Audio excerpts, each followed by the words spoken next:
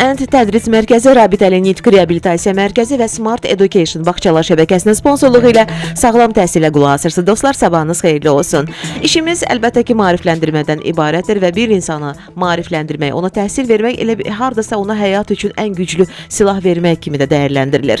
Bugün də maraqlı qonaqlarla görüşürük. Sizi tanış edəcəm. Descartes Akademiyanın təsisçi direktoru və müəllimlər forumunun rəhbəri Sevinç xanım Əliyeva ilə. Xoş gəlmisiniz, Sevinç xanım. Və Elm və Təhsil Nazirliyi yanında İctimai Şuranın katibi Günay xanım Əkbərova da bizimlə bərabərdir. Siz də xoş gəldiniz, Günay xanım. Proqramımızın adı sağlam təhsil olduğuna görə mən həmişə qonaqlarımıza ilk sualla müraciət edirəm, ənənəvi sualla. Sizcə sağlam təhsil dedikdə biz nəyi başa düşməliyik? Başlayaq. Mənə elə gəlir ki, şagirdin özünü təhlükəsiz və xoşbəxt hiss elədiyi yerdə sağlam təhsil var deməkdir. Əgər bayaq bir başlayanda bir cümlə işləndi, təhsilimiz xəstələnə bilərmi?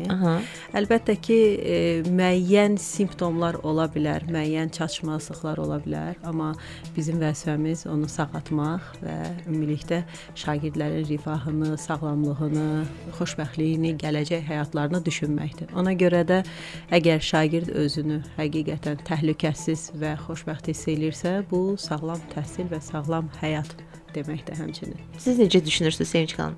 Sağlam təhsil dedikdə ilk öncə müəllim, valideyn və şagirdin rabitəsinin güclü olmasını fikirləşirəm ki, əgər şagird təhsil mərkəzində, məktəbdə müəllimi ilə aralarındakı bağ o qədər güclü olmalıdır ki, orada özünü rahat hiss eləsin və belə olan təqdirdə sağlam təhsildən danışmaq olar. İstəyirəm ki, bir balaca özünüzü yaxından tanıdasınız dinləyicilərimizə. Məsələn, siz Sevinç xanım, Descartes Akademiya haqqında məlumat verə bilərsiniz. Descartes Akademiyada hansı hazırlıqlar mövcuddur və biraz da yaxından tanıyaq sizi. Daha sonra Günay xanıma keçid edəcəm.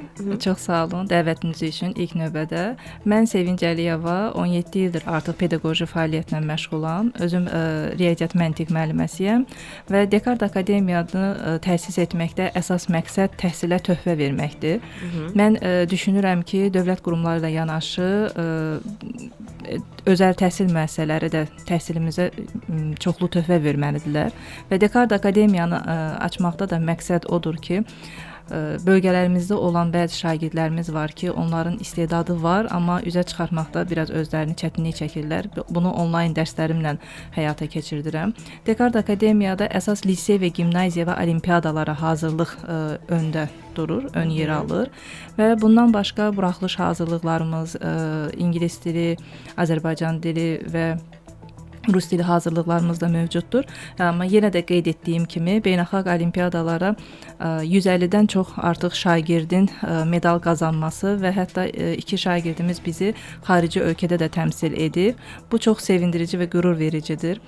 Və bundan başqa 17 illik iş təcrübəsinə əsaslanaraq deyə bilərəm ki, hazırda mənim belə deyək, dərs keçdiyim şagirdlər müəyyən sahələrdə iş adamlarıdır. Onlarla arada görüşəndə bu çox müəllim üçün, yəni bundan artıq qürur verici bir hiss ola bilməz. Və Descartes Akademiyaya gəldikdə isə biz sentyabr ayında açılışı oldu Descartes Akademiyanın. Bəli, yeni olmağa baxmayaraq uğurlu addımlarımız var. Həm dərslərlə yanaşı olimpiyada hazırlıqları ön olduğuna görə elə bu həftənin sonunda, yəni 16 martda da SASMA olimpiyadasının sınağı keçiriləcək. Bu sınaqların təşkili ona görə əsasdır ki, uşaqlar olimpiyadalara qatılmaq istəyirlər, amma özlərində olan istedadın və yaxud da potensialın nə qədər olmasını hələ ki aydınlaşdıra bilmirlər. Sınaqlara qatılaraq yığdıqları bala görə onlar özlərində hansı potensiala malik olduqlarını bilib, ondan sonra rahatlıqla olimpiyadalara da qatıla bilirlər. Bu potensialı da üzə çıxaran, təbii ki, siz müəllimlər olursunuz, pedaqoqlar olursunuz və hər bir uşağın da daxilində müəyyən bir istedad, bacarıq var. Sadəcə onu kəşf etmək lazımdır. Olimpiyadaları daha çox vurğuladınız. Bu olimpiyadaların gələcəkdə onların təhsillərində müəyyən bir güzəştləri olurmu? Hər halda bu yəqin ki, müəyyən bir uğur əldə etməsi üçün də kifayət eləyəcək. Bu haqda geniş danışacağıq. Bu olimpiyadaların necə qoşulmaq olar bu hazırlıqlara, necə müraciət etmək olar və hansı şagirdlər əsasən qatılmalıdırlar? Bəlkə elə bu haqqda deyəsiz indi. Elə bu haqqda danışmışkən. Beynəlxalq olimpiadalar da var, bizim yerli olimpiadalarımız da var. Respublika fən olimpiadaları, Respublika fən müsahibələri və Lütfüzadə adına olimpiada, Kenguru və keçək beynəlxalq SASMO-dur, AMO olimpiadasıdır, TIMO-dur bu yaxınlarda. Elə bu gün mənə sevindirici xəbər verib 4 şagirdim. İkisi qızıl, bir bürünc, bir də gümüş medalımız var TIMO olimpiadasından. Olimpiyadalara hansı şagirdlər qoşula bilər? Riyazi savadı sinif içərisində seçilən şagirdlər təbii ki, qoşulmalıdır. Burada bir haşiyə çıxmaq istəyirəm ki, o demək deyil ki, məsələn, məntiq, riyazi məntiq anadan gəlmədir. Yox, onu sonradan da inkişaf elətdirə bilər. Məsələn, 2 uşaq deyim ki, biri fitri istedadlı riyaziyyatçıdır, digəri isə ağ kağızdır. O ağ kağız o qədər məsuliyyətlidir ki, ona öyrətdikcə gəlib fitri istedadı keçə bilər. Yəni bu illərdir təcrübəmdə olur. Yəni olimpiyadaya qatılaraq şagirdlər, məsələn, ERFO olimpiyadaları var ki, Respublika fən olimpiyadalarından uğur qazanan şagirdlərə təhsilimizdə bəli müəyyən güzəştlər olur. Onun xaricə təhsil alma şansları yüksək olur. Uşaqlı yaşlarından özünü riyaziyyat olimpiyadalarında qalib görən şagird riyaziyyata olan həvəsi, seçdiyi yol əgər təbii ki o yoldursa, gələcəkdə onun kiçik yaşlarından olan uğurları ona təkan verir ki, daha böyük uğurla addım atsın gələcəyə. Hansı yaş qruplarında bu olimpiyadalara qatılmaq mümkündür? İstənilən yaş qrupuna daxildə aiddir. Geniş bu haqqda danışarsınız Sevinç xanım. Birazdan dinləyicilərimizə xatırladarıq. Dekart Akademiyanın təsisçi direktoru və müəllimlər forumunun rəhbəri Sevinç Əliyevadır bizimlə və bu olimpiyadalara qatılmaq üçün, ümumiyyətlə hazırlıqlara qatılmaq üçün əlaqə nömrəsini Sevinç xanım deyə bilərsiniz. 051 743 86 87 nömrəsinə yazaraq ətraflı məlumat əldə edə bilərlər. Və Günay xanımla danışmaq istəyirəm. Günay xanım, sizlə ümumiyyətlə araşdırma aparanda bəlli oldu ki, Azərbaycanda türk dünyasında xarici dil potensialının gücü mövzusunda tədqiqat işi ortaya qoymusunuz. Və bundan əlavə türk dili dövlətlərdə xarici dilin mənimsənilməsini araşdırmış bir mütəxəssissiniz. Bizim bilmədiyimiz nəsə varsa deyə bilərsiniz daha geniş şəkildə. Buyurun. Mən özüm ixtisasca xarici dil, yəni ingilis dili müəllimiyəm. Həmçinin də Bakı Dövlət Universitetinin doktorantıyam. Yəni ixtisas olaraq bu sahədə getdiyim üçün fikirləşdim ki, öz ölkəmizə necə bir töhfə verə bilərəm və ya elm dünyasına necə bir töhfə verə bilərəm. Əlbəttə ki, türk dünyasında xarici dillərin təkcə ingilis dili yox, digər xarici dillərində necə mənimsənilməsi ilə bağlı bir araşdırma ortaya qoydum. Baxdım dünyada müəyyən insanlar, müəyyən qurumlar bu barədə araşdırma eləyib, amma Azərbaycanda kifayət qədər bu araşdırma çox şaxələ deyil. İnşallah ümid edirəm ki, bu kiçik töhfədən sonra digər insanlar üçün də cığır açılar və onlar artıq gələcək alimlər və ya hal-hazırdakı elm adamları maraqlanıb və onunla davam elətdirərlər. Burada ən maraqlı məsələlərdən biri odur ki, ən çox sual verilənlərdən ki, türk xalqları içində, türklər içində ümumilikdə də, türk dövlətləri içində bəs ən çox xarici dildə danışma potensialı hansı ölkədədir? Maraqlı sual. Azərbaycandadır. Deyirsiniz, daha çox biz yaxşı mənimsiyirik xarici dildə. Bu bizim həm tarixi kökdən gələn bir bacarıq deyim. Çünki biz tarixən də bir çox dilləri mənimsəmişik və çox da gözəl danışmışıq. Yəni bir var öyrənmək, mənimsəmək, bir də var ki, sırf o dili öz dialekti ilə, öz ləhcəsi ilə, öz vurğusu ilə danışmaq doğrudan da Azərbaycanda bu çox gözəl alınır. Elə çox uzağa getmək istəmirəm. Elə yaxın keçmişdə rus dilində danışıq bacarıqları bilirsiniz. Necə insanlar rus dilində danışırlar və ya hal-hazırda ingilis dilində. Digər türk dövlətlərinə baxanda onların bir çoxlarında demək olar ki, hamısında müəyyən ləhcələrlə danışırlar, amma Azərbaycanda azərbaycanlılarımız ingilis dilində və ya başqa xarici dillərdə elə danışırlar ki, sırf o ölkənin öz insanının bəlkə danışdığından daha düzgün, daha qrammatik formada çıxır. Yəqin ki, bu həm də ondan irəli gəlir ki, biz ölkə olaraq da tolerant ölkəyi və bizdə həqiqətən də həmişə çox millətlər yaşayıblar və biz onların hər birinə özümüz kimi, doğmamız kimi yanaşmışıq və o baxımdan, dil baxımından da bizə rahat olub. O da var. Bu həm tolerantlıq, amma tolerantlıqdan da əlavə bu əslində həm fiziki, həm beyni quruluşlarla əlaqəli bir şeydir. Yəni burada bizim bunun üçün ağız artikulyasiyamız da uyğundur, beyin olaraq bunu götürmə qabiliyyətimiz də bunun üçün uyğundur. Yəni burada bir çox məqamlarda təsir edici çox məqamlar var, amma xüsusilə də bunları vurğulamaq istəyirəm ki, məsələn yenə deyirəm, bəzi ölkələr var ki, onlarda istər-istəməz o fizioloji elə bir quruluşa malikdirlər ki, onlar həmin dildə danışmaqda çətinlik çəkirlər, amma bizdə bütün hərflərin səslər, demək olar ki, bütün səslər olduğuna görə o səslərin hər birini çox uğurla ifa edirik və ya deyirik, həmin səsləri çıxarda bilirik. Aydındır. Yəni qeyd etdiyiniz kimi müəllimsiz, pedaqoqsuz, həm də xarici dil öyrənmə üzrə dünya trendlərini bilən bir müəllim kimi bu metodikalar nədən ibarətdir ki, hansı ki siz bunu tətbiq edirsiniz ölkəmizdə? Biraz geniş bu barədə danışaq. Məsələn, özəlliyi nədir bu metodikaların? Necə sizdən yararlanmaq mümkündür? Yəni xarici dili öyrənmənin. Bəli. Belə deyim, mən özüm 18 Xarici dilin ildən mənimsənilməsində. Bəli, 18 ildən çoxdur ki, ingilis dili üzrə tədris eləyirəm. Pedaqoji fəaliyyətim var və hal-hazırda da davam eləyir. Hər zaman dediyim bir şey var ki, əgər biz özümüz öyrənmək istəyiriksə hansısa bir xarici dili, bizə heç kim mane ola bilməz. Amma kimsə bizə məcbur öyrətmək istəyirsə nə isə, o zaman biz onu çox da yaxşı mənimsəyə bilməyəcəyik, uğurlu olmayacaq. İlk nə lazımdır, baxın, dil öyrənmək üçün? Tutaq ki, bu müəyyən birinci yaşı tədqiq eləmək lazımdır ki, hansı yaş kateqoriyası öyrənir. Aşağı yaş qrupu mudur, yoxsa bizim kimi insanlardırmı, sıfırdan mən götürürəm, Yapon dili öyrənirəm və ya nə bilim götürürəm Alman dili və s. Yəni istənilən bir X bir dili öyrənirəm. Nə etməliyəm? Birinci araşdırmalıyam ki, həmin dildə mən nələri götürməliyəm. O dilə uyğun resurslar əldə etməliyəm. Bu resurslar internet resursları ola bilər, canlı kitablar ola bilər. Yavaş-yavaş başlayıram o dillə daha çox ünsiyyətdə olmağa və dinləməyə, ən birinci formada dinləməyə. Çünki gəlin belə bir kiçik bir nümunə verim. Evdə kiçik bir uşaq doğulur və bu doğulan uşaq sadəcə dinləyir bir il ərzində. Yəni heç danışmadan bir 8-9 ay ancaq dinləyir və nəhayət 9-cu aydan və ya 8-ci aydan sonra indi o xaricilərin bir sözü var. It depends, uşaqdan uşağa da asılıdır, amma əksərən yəni mən ümumi təcrübəmi deyirəm də. Bu müddətdən sonra başlayır kiçik-kiçik sözlər deməyə. Bu uşaq nə eşidibsə həmin sözləri qaytarır. Yəni ən birinci qayda dinləmədir. Daha çox o dilə məruz qalmalıyıq, dinləməliyik. Dinləyiriksə artıq burada öyrənirik, mənimsəyirik.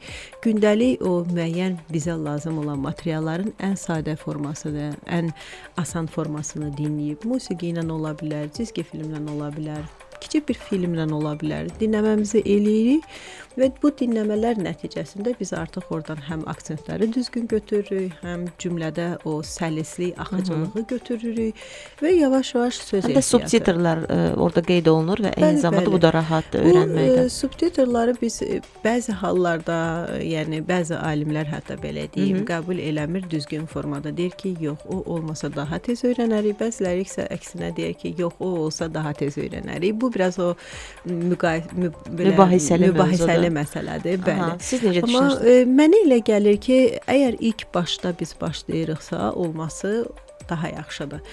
Çünki ən azından gördüyümüz sözlər, bəlkə eşidirik, onu başa düşmürük, amma görəndə bilirik ki, hansı sözdür. Yəni həm göz yaddaşı, həm qulaq yaddaşı, həm o ümumilikdə yaddaşın bir neçə növü var da. Yəni bunların hər birindən biz istifadə eləsək daha tez öyrənə bilərik əlbəttə ki. Söhbətimizi davam etdirəcəyik, amma istəyirəm ki, Günay xanım, uşaqlarla bağlı danışdınız, qeyd etdiniz ki, daha çox dinləsələr, onda daha tez danışacaqlar. Bütün yaş qrupuna, təkcə uşaqlara. Nə qədər tez öyrətməyə başlamaq lazımdır uşağa? Yaşından. Burada da yenə bir ixtilaflı bir vəziyyət var, mübahisəli bir vəziyyət var.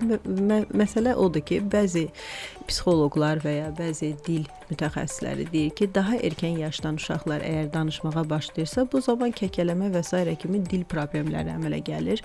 Bəziləri isə deyir ki, yox, amma mənim öz şəxsi araşdırmalarıma əsasən, mən bunu hətta öz övladlarımda da bu formada tətbiq edirəm, onu da deyim, bildirim ki, yəni təcrübə olaraq təcrübə etmişik artıq. Yəni uşaq nə qədər çox erkən yeni bir dili öyrənirsə, artıq üçüncü bir dil üçün hətta onda beyində bir yer ayrılır. Yəni tutaq ki, ana dili, okey, üstəgəl ikinci bir xarici dil və üçüncü dil üçün beyin artıq özü üçün orada yerini ayırır. Yəni bu əslində mən bilmirəm nə dərəcədə təsdiq olunmuş bir materialdır, amma mənim araşdırmalarımda kifayət qədər bu metoddan və ya bu üsuldan deyiblər ki, yəni öyrənə artıq digər dillərə də biz yol açırıq və yəni dili erkən öyrənmək ziyanlı bir şey deyil. Yəni hansısa bir uşaq üçün, əgər təbii ki, o uşağın həqiqətən də ciddi bir problemi yoxdursa, başqa bir tərəfdən problemi yoxdursa. Çox düzgün. Günay xanım, istəyərdim sizlə əlaqə saxlamaq üçün siz də əlaqə nömrəsini deyəsiniz, sonra reklamlarımız olacaq. Onu bildirim ki, mən yəni ödənişli formada heç bir dərs vermirəm. Bunun üstünə basaraq deyim. Mən sadəcə olaraq YouTube, Instagram, Facebook səhifələrindən maarifləndirici videolar paylaşıram. YouTube videolarım daha çox yəni şagirdlərin Necə adlanır səhifə? Elə Günay Əkbərova adı ilə çox rahatlıqla tapa bilərlər. Çox yaxşı. Reklamlarımız olacaq. Ardıca söhbətimizi sağlam təhsildə davam etdirəcəyik. Bugün isə qonaqlarımız var. Sağlam təhsildə Descartes Akademiyanın təsisçi direktoru və müəllimlər forumunun rəhbəri Sevinc Əliyeva, Elm və Təhsil Nazirliyi yanında İctimai Şuranın katibi, eyni zamanda Gənc Xarici Dil Müəllimləri Birliyinin sədri Günay Əkbərovadır və istəyirəm Sevinc xanım sizlə davam edim. Biraz əvvəl olimpiyadalardan bağlı danışdınız və hələ də mən orada qalmışam ki, bu olimpiyadalarda necə yararlanmaq mümkündür? İstənilən yaş qrupları qatıla bilərmi bu olimpiyadalara? Neçənci sinifdən məsələn qoşula bilərlər bizim şagirdlər? Bizim mərkəzimizdə 1-ci sinifdən artıq şagirdlər müraciət edə bilərlər. 1-ci sinifdən 9-cu sinifə qədər bütün şagirdlər müraciət edə bilər və onu da qeyd edim ki, həm Azərbaycan, həm də rus dilində hazırlıqlar mövcuddur. Yəni olimpiyadalara, liseylərə hazırlıq. Bu yaxınlarda, yəni 16 martda olacaq sınağımız, amma hər 3 dildə, Azərbaycan, rus və ingilis dillərində olacaq. Yəni hər 3 bölmədə oxuyan, təhsil alan şagirdlərimiz sınaq imtahanına qoşula bilərlər. Ümumi olaraq ildə neçə dəfə adətən planlaşdırırsınız keçirməyə bu olimpiyadaları? Olimpiyadaları keçirən müəyyən şirkətlər var ki, onlar keçirirlər və mən hazırlaşdırdığım şagirdlər olimpiyadalara qoşulurlar və il ərzində demək olar ki, 5-6 olimpiyadaya qoşulan şagirdlər var. Artıq bu şagirdin, valideynin istəyindən asılıdır ki, müəyyən olimpiyadalara qoşulurlar. Amma bizim bildiyimiz kimi 5-ci sinifdə Lütfüzadə olimpiyadasıdır ki, 1-ci mərhələsi artıq olub, martın 2-si. İndi 2-ci mərhələyə hazırlığımız var. Respublika fən olimpiyadaları, Respublika fən müsabiqələri, 6-7-ci siniflərdə Respublika fən müsabiqələri, artıq 8-9-cu siniflərdə isə Respublika fən olimpiyadaları var. Bunlar da uşaqlar üçün çox önəmli olimpiyadalardır və müəyyən istiqamətlərdən qatıla bilərlər. Təbii ki, bizim hazırlığımız isə riyaziyyat, riyazi məntiq üzrə hazırlıqlardır. Yəni Günay xanım ingilis dili üzrə mütəxəssisdir. Olimpiyadalar, ingilis dili olimpiyadaları da geniş yayılıb, amma bizdə olan hazırlıqlar, olimpiyadalar riyaziyyat, riyazi məntiq olimpiyadalarıdır. Onu da qeyd edim. Çox həvəslə yəqin qatılırlar uşaqlar. Çox həvəslə qatılırlar. Onları irəlidə nələr gözlədiyinin fərqindədirlər. Bu olimpiyadaların onlara qazandırdığı imtiyazları bilirlər hardasa. Bəli. Yəni əslində keçən il bizim bir 3-cü sinif şagirdimiz var idi ki, burada FISO Beynəlxalq Olimpiyadasında yer qazanmışdı, medal qazanmışdı və Dubayda keçirilən artıq qlobal raundda da yer qazandı və o Azərbaycan bayrağını dalğalandırmaq, orada həqiqətən insan ona baxanda göz yaşları içərisində, sevinc göz yaşları içərisində baxır, qürur hissi ilə baxır ki, bizim belə gözəl uşaqlarımız var, şagirdlərimiz var və mən bunun niyə görə tərəfdarıyam ki, uşaqlar olimpiyadalara yaxşı bir işlə məşğul olurlar, təhsillə maraqlanırlar, onlar daha çox araşdırmaçı olurlar. Çünki olimpiyada sualları məsələn 4-cü, 5-ci sinifdə oxuyan şagird, tutaq ki 5-ci sinifdə oxuyur, artıq o 6-cı sinifin yarımilinə qədər olan materialı bilməlidir ki, olimpiyadalarda yüksək nəticə qazansın. Yəni olimpiyadaya hazırlaşan şagirdin bilik səviyyəsi öz yaş səviyyəsindən ən az yarım, yuxarı da ola bilər. Məsələn, ola bilər ki, 4-cü sinif şagirdi çox rahatlıqla olimpiyadaya qoşulan şagirddən söhbət gedir, 6-cı sinif sualını eləyə bilir. Bir şey əlavə eləmək istəyirəm. Buyurun, əlbəttə. Əslində belə deyək də, bu olimpiyadalarda, yarışlarda ümumilikdə bunlar şagirdlərin məktəb həyatına çox böyük rol olur həmişə. Yəni ki, məktəbdə daha özgüvənli olurlar, gələcək həyatlarında Bəli. daha özgüvənli olurlar. Yəni bir şagird ki, məktəb təhsili dövründə, 11 il dövründə uğurlara, yəni imza atırsa, müəyyən fərqi yoxdur. İdman uğurları ola bilər, fənn olimpiadaları ola bilər, hansısa bir yarışlar ola bilər. Düzdür.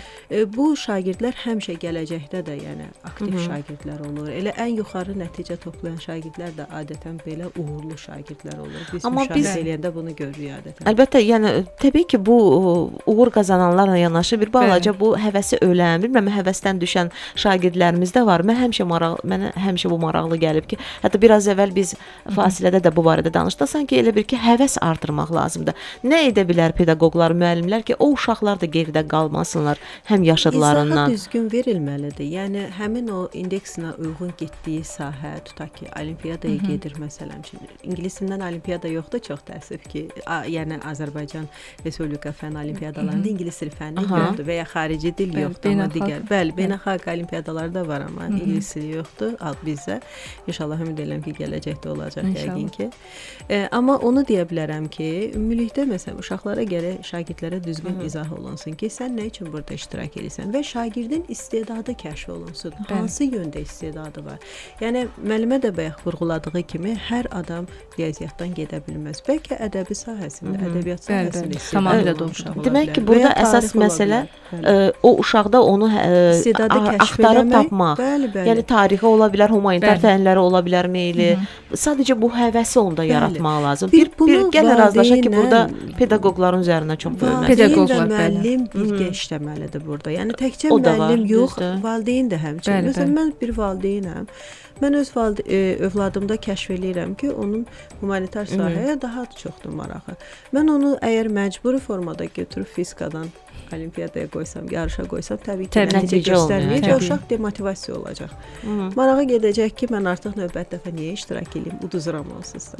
Amma mən onu öz sahəsinə, öz istəyinə, marağına uyğun, istedadı olan yerə uyğun bir yönləndirsəm Bəli, ki, bəli. məsələn, bu olimpiyadaya gedə bilərsən və ya bu yarışa gedə bilərsən. Bəlkə idman sahəsinədir, bəlkə incəsənəti, rəsmədir uşağın marağı. Bəli, tamamilə Yəni doğru. marağı olduğu sahəyə yönləndirmək lazımdır. Doğrudur. Siz Ümumiyyətlə, də bəli, Sevişxan belə düşünürsüz? Bəli, Aha. bəli. Ümumiyyətlə pedaqoqlar siz dediniz ki, pedaqoqların üzərinə burada böyük zəhmət düşür. Uşaqlar iki potensiallarını üzə çıxartmaq, bir də özgüvənlərini yaratmaq. Məsələn, elə uşaqlarımız var ki, potensialı yüksəkdir, amma özgüvən aşağıdır. Amma elə şagirdlərimiz var ki, potensial aşağıdır, amma özgüvən yuxarıdır. Bunu müəllim sinifdə tarazlığını yaratmalıdır. Yəni potensialı yüksək olan uşağın da özgüvənini yüksəltmək lazımdır ki, gələcəkdə o uğurlara imza atsın. Belə olan təqdirdə uşağın dərsə həvəsi də olur. Məsələn, dərslərimdən bir nümunə çəkərdim ki, Aha.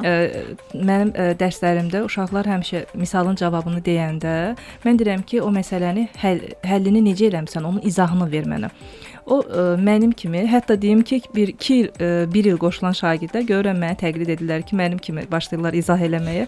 Onlar onu izah edəndən sonra, bir afərin alandan sonra özlərini o qədər xoşbəxt hiss edirlər ki, sanki idarəçi bunlardır və bu da onlarda özgüvəni artırır, həmin fənnə qarşı marağı artırır. İstər riyaziyyat olsun, istər digər Azərbaycan dilidir, ingilis dilidir. Müəllimin şagirdə yanaşma tərzi düzgün olmalıdır ki, şagird birinci müəllimi sevsin, sonra fənni sevib öyrənəcək. Yəni aralarındakı olan bağ, rabitə möhkəm olmalıdır. Müəllim, şagird və valideyn. Bu həmişə Həmişə belə üçbucaq olur. şəklində. Hansı müəllimi, hansı pedaqoqu uşaq daha çox sevirsə, o fənnə Bəli. də marağı daha Bəli, çox bəli, olur. bəli. Ümumiyyətlə o dərsləri heç vaxt buraxmır. Bu bir faktdır. Siz eyni zamanda Sevinç xanım Müəllimlər Forumunun rəhbərisiniz. Bəli. Biz sizi qeyd etdik bu girişdə proqramın bu haqqda danışdınız. Müəllimlər Forumu haqqında bəlkə biraz məlumat verəsiniz. Aha. Deməli, artıq 2 ildir ki, ardıcıl olaraq ənənəvi qaydada müəllimlərin inkişaf forumunu təşkil edirik. Müəllimlərin inkişaf forumunun birinci tədbirində 150 nəfər müəllimlə bir aradaydıq. 7 spikerimiz var idi. Müəllimlərə faydalı olan mövzularda danışırdılar. Məsələn, disleksiya haqqında, şagirdin, məsələn, çətin şagirdlər var ki, sinifdə onları necə yönətmək lazımdır, onlara necə düzgün istiqamət vermək lazımdır. Yəni bütün ixtisasda olan müəllimlər üçün maraqlı mövzular seçilir. Bu ildə 600 müəllimlə birlikdə bir arada olduq. Həm onlayn şəkildə, həm də əyani şəkildə qoşuldular müəllimlər və maraqlı mövzularda yenə spikerlərimiz oldu. Bundan əlavə, yəni düşünürük ki, hər ildə bir dəfə keçirtməklə müəllimlərin inkişaf forumu artıq ənənəvi qayda alır. Müəllimlər klubunu təsis etdik. Elə forumda müəllimlərin çox marağı yarandığına görə müəllimlər klubu nədir? Müəllimlər klubu daha az müəllimin bir arada, daha səmimi bir ortamda, məsələn, səhər yeməyi olsun, müəllimləri bir arada görmək həqiqətən çox sevindirici bir haldır ki, Fikirlərini bölüşürlər. Bəli, bir-birlərindən fikirlərini, təcrübələrini bölüşürlər.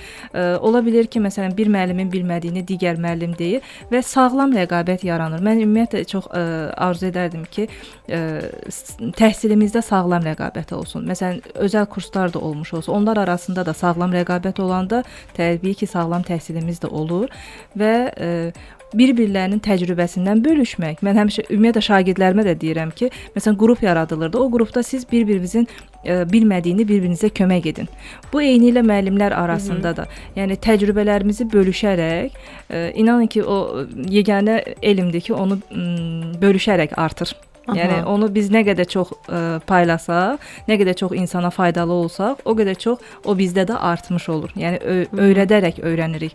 Bir-birimizdən təcrübələri bölüşmək çox önəmli mövzudur. Bu müəllimlər klubu da Allah qoysa mart ayında çoxlu bayramlar olduğuna görə qeyd etmədik. Hər ay davamlı olaraq qeyd olunur. Aprel ayında inşallah müəllimlər klubunda maraqlı spiker də olur ki, müəllimləri maraqlandıran bir mövzu ətrafında danışır. Müəllimlər suallar bəli, özlərini təqdim edirlər, suallarını verirlər canlı olaraq spikerə və beləcə faydalanırlar. Nə gözəl. Gənc Xarici Dil Müəllimlər Birliyinin sədri kimi Sevinç xanım, daha doğrusu Günay xanım, siz necə düşünürsüz? Yəni sizdə də forumlar keçirilirmi?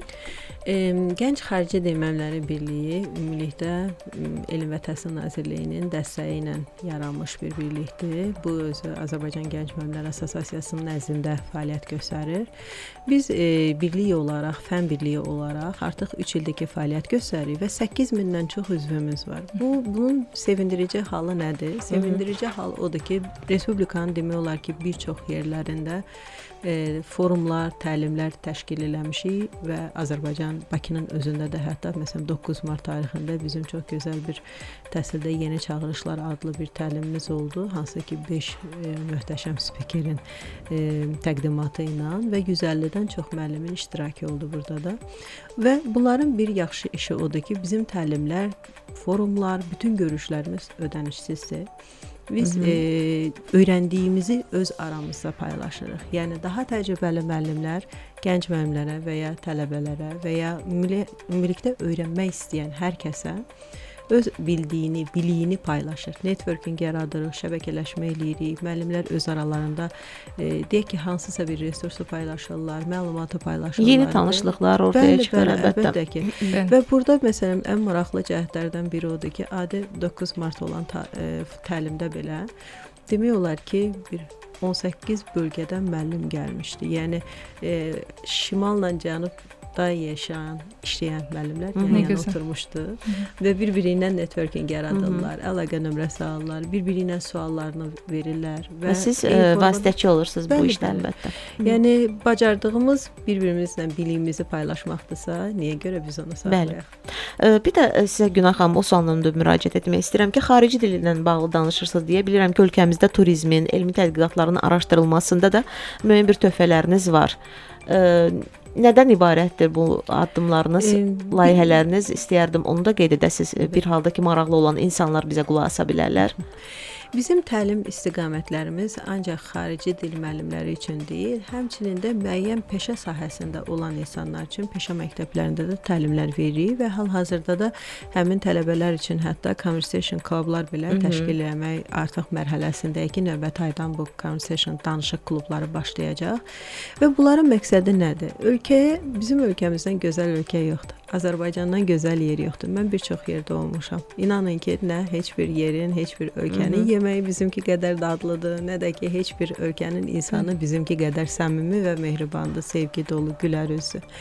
Və sadəcə olaraq biz öz ölkəmizin potensialını ortaya qoymalıyıq. Bu da yeni gələn gənclərin nəticəsi. Yəni onların bir-biri ilə mehriban formada əməkdaşlığı ilə olacaq. Yəni bunun üçün də xarici dil bilgisi doğrudan da çox vacibdir.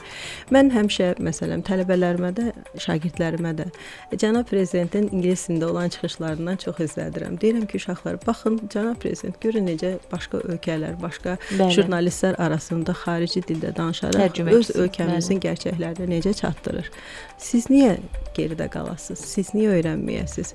O bir nümunədir, böyük nümunədir. Əlbəttə ki, bəli, çox böyük nümunədir. Yəni mən baxıram başqa ölkələrin də prezidentlərinin çıxışlarına və həmin çıxışları da nümunə kimi göstərirəm uşaqlarımıza ki, baxın, heç onların bir çoxları ingilis dilində və ya başqa rus dilində, ən azı 3 dildə çox rahat formada səmimi fikirlərini ifadə eləyir və düşünürəm ki, bu özü belə böyük bir motivasiyadır gənclər üçün. Bəli. Və bu da həmçinin turizm sahəsində də eyni formadır. Yəni biz öz ölkəmizə yaxşı mənada turistləri cəlb eləməliyik.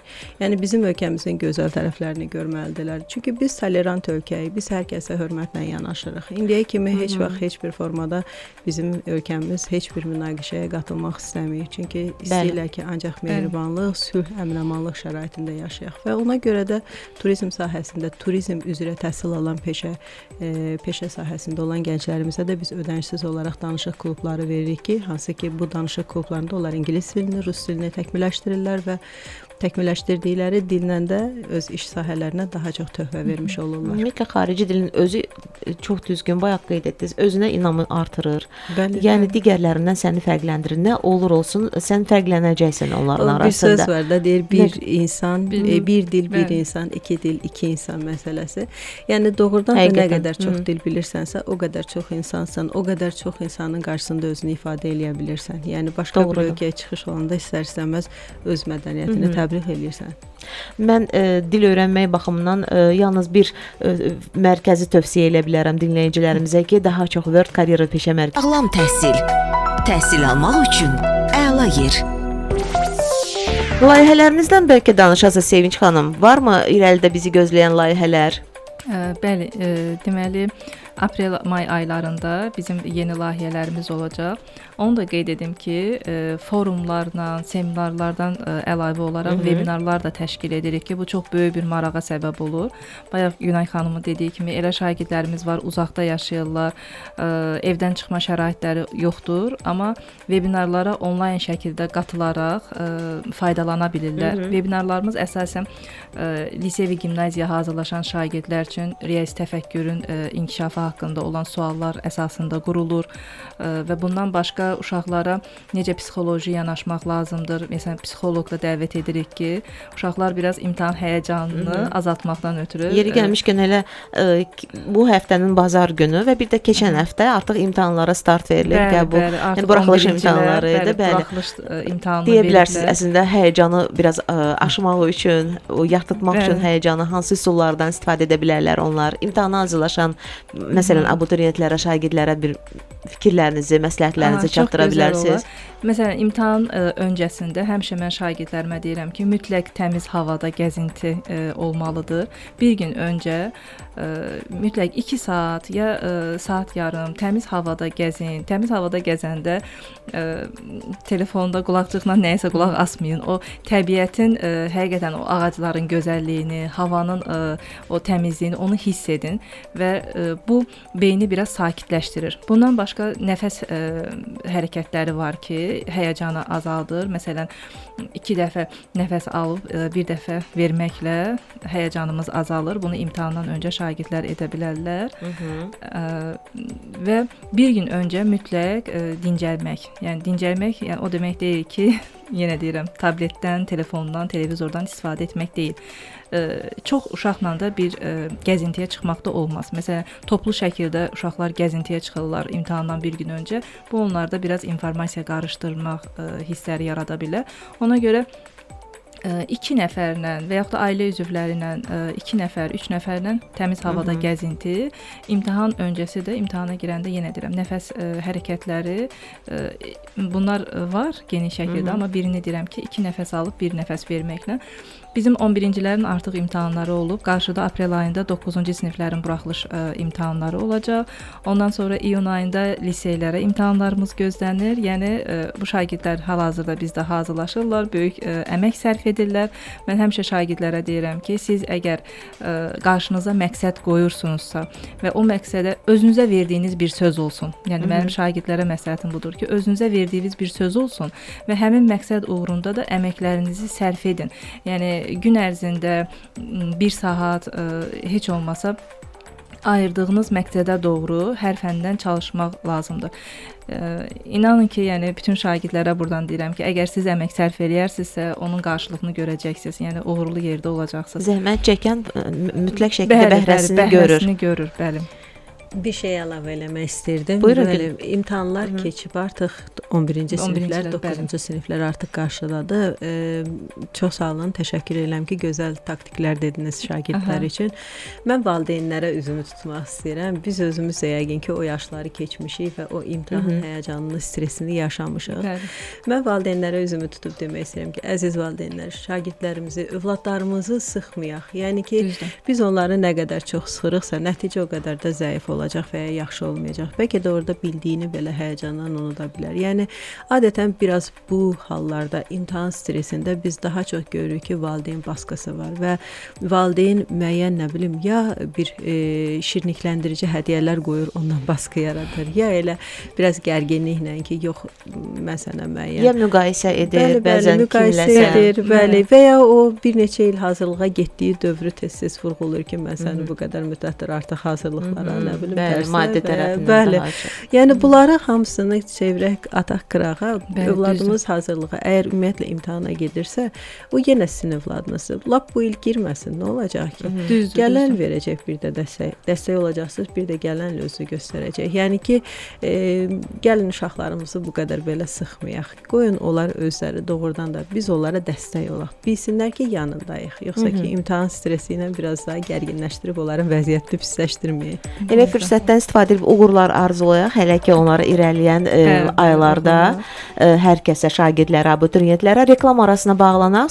Daha sonra reklamlardan sonra yavaş-yavaş tamamlayacağıq. Amma bir sualım da olacaq hər ikinizə. O suallara inşallah ki cavab verərsiniz. Reklamlar Sağlam Təhsildəsiz dostlar. İmkitlərdən biri səsləndi Sağlam Radioda 93 FM-də və davam edirik Sağlam Təhsilə dostlar. Bugün 2 qonağımız var idi. Descartes Akademiyanın təsisçi direktoru və müəllimlər forumunun rəhbəri Sevinc Əliyeva və Elm və Təhsil Nazirliyi yanında İctimai Şuranın katibi Günay Əkbərova. Bəli, əbəs yerə deməyiblər ki, bir millətin gələcəyi onun təhsil sisteminin gücünə bağlıdır. Və sonda Sevinç xanımın deyəcəkləri var. Deyəsən, sınaq imtahanları ilə bağlı deyəcəkdiniz. Buyurun. Bir daha qeyd etmək istəyirəm ki, 16 mart saat 11-də Descartes Akademiyada və onlayn şəkildə Rus, İngilis və Azərbaycan bölmələri üzrə SASMA Olimpiyadasının sınağı olacaq. SASMA Beynəlxalq Riyaziyyat Olimpiyadasıdır. Həmin olimpiyadanın sınağı keçiriləcək. Və bayaq layihələr haqqında söz soruşdunuz. İnşallah aprel və may aylarında gözlənilir ki, Descartes Olimpiyadasını yaratmaq və həmin olimpiyada beynəlxalq dərəcədə də tanıtmaq. Bu da növbəti layihələrdəndir və riyazi təfəkkürün inkişafını, seminarını xüsusi bölgələrimizdə keçirtmək, Gəncədə, Qubadan təkliflər var. İnşallah orada keçirtmək növbəti layihələrimizdəndir. Nə gözəl dəyərləndirməyə düşünürsünüz inşallah ki. Aha. Günay xanım, sizi də tanımağıma çox şad oldum. Azərbaycanda Türk dünyasında xarici dil potensialının gücü mövzusunda tədqiqat işini ortaya qoymusunuz. Həm də türk dilli dövlətlərdə xarici dil mənimsənilməsini araşdırmış bir mütəxəssis kimi tanınırsınız. Yəni əsas məqsəd bu Azərbaycan türklərinin xarici dil mənimsənilməsini daha belə müasir metodlarla idarə edelim, daha doğrusu həyata keçirmək. Sonda bizim dinləyicilərimizə bəlkə sözünüz, tövsiyələriniz şagirdlərimizə, abituriyentlərimizə, xarici dillə bağlı öyrənmək istəyənlərə. Müəllimlərə bir tövsiyəm olacaqdır ki, əziz müəllimlər, mən bir çox hallarda görürəm ki, müəllimlər ancaq yəni qrammatikaya fokuslanırlar və daha çox istəyirlər ki, qrammatik bazaları yükləsinlər şagirdlərə və danışıq qalır tədrisdən kənara. Bunu demək istəyirəm ki, daha çox çalışın ki, danışmağı uşaqlara öyrədin, öz fikirlərini ifadə etməyi öyrədin. Yəni qrammatik bazanı minimum səviyyəyə endirmək lazımdır. Şagirdlərə və ya ümumiyyətlə dil öyrənənlərə nə demək istəyirəm? Qorxmadan danışsınlar. Bu bizim ən böyük qorxumuzdur, ən böyük çəkindiyimiz məsələdir. Bəzən şagird və ya insan fərqi yoxdur, yaşından asılı olmayaraq bildiyi sözü, bildiyi cümləni belə çətinlik çəkir deməyə. Deyir ki, mən birdən deyərəm, səhv olar. Səhv tələffüz Bəli. olar, gülərlər, nə bilim, Düzdür. biraz xoş qarşılanmaram. Ehtiyat eləyir, bəli. Bildikləri şeyləri də deməyə çəkinirlər. Amma bir çox ölkələrdə bilirsiniz, xarici dil özü fərqi yoxdur, elə lap ingilis dilinin özü dünyanın bir çox ölkələrində danışılır, birinci, ikinci və ya ümumiyyətlə fərqli dillər qrupunda danışılır və orada heç insanlar fikir vermirlər ki, səhv deyirlərmi, düz deyirlərmi. Yetər ki, öz fikirlərini ifadə etməyə çalışırlar. Yəni Ümumiyyətlə onlar sevinir ki, kimsə hansısa bir yad Bəli. xarici vətəndaş onların dilində danışacaqlar. Ona görə də heç Bəli, vaxt ona bəli. başqa cür Ona baxmırlar. görə də yəni çalışaq ki, daha çox danışmağa üstünlük verək, bacardığımızı eləyək, qorxmayaq, çəkinmədən Bəli. danışaq. Fərqi yoxdur hansı xarici dil üzrə olur olsun. Əsas da sevəsən işini. Əlbəttə. Daha doğrusu seçdiyin ümumiyyətlə ixtisası da, dili də fərq eləmir. Bəli. Çox sağ olun, minnətdaram gəldiyinizə görə, işlərinizdə uğurlar Biz sizə arzulayıram. təşəkkür edirik. Çox sağ olun. Qarşıdan gələn bayramlarınızı da Çox indidən sağ olun. təbrik Sizə edirəm. də Sağ Çox olun. Sağ olun. Sizinlə Görüşərik. Beləcə yekunlaşdırırıq. Bugünkü sağlam təhsili dostlar və təhsildən danışırıq. Hər işimiz bilirsiniz ki, proqramımızda maarifləndirməkdir, təhsillə bağlı yenilikləri insanlara çatdırmaqdır və təhsil də bilirsiniz ki, daha yaxşı insan olmaq üçün göstərilən bir səyahətdir. Bu səyahətə sizin hər birinizi hər gün saat 11-12 arasında dəvət edirəm. Sağlam Radioda 93 FM-də.